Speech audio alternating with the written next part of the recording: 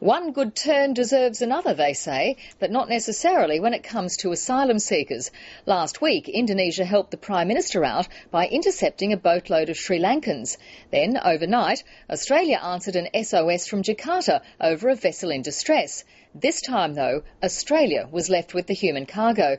Tonight, the two countries are locked in negotiations over what to do next, and the 78 asylum seekers are waiting to hear their fate. Here's political correspondent Greg Jennett.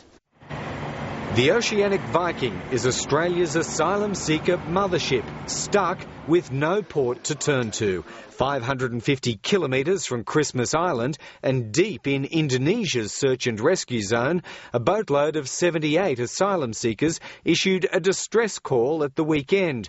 HMAS Armidale responded and the Oceanic Viking was called in to pick them up.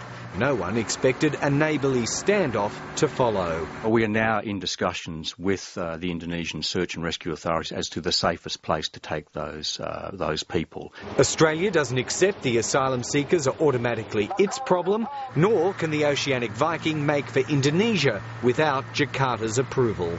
Will the Attorney-General guarantee that they will not be now brought onto Australian territory? These matters will obviously be the subject of discussions. Diplomacy is in overdrive to find a solution, but this is just the latest wrinkle in the Canberra-Jakarta asylum seeker relationship.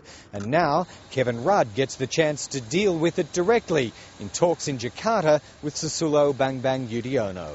Cooperation has brought a result in Merak port in Western Java. The convicted people smuggler, known as Captain Bram, has been locked up in naval detention after masterminding the blocked passage of the 254 Sri Lankans. This is potentially a very serious setback.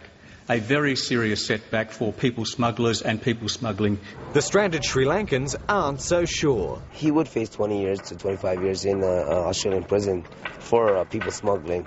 But he said that after we were caught by the Navy, he wasn't worried about that in Indonesia, because in Indonesia he could pay his way out. An option no longer available to them. Greg Jennett, ABC News, Canberra.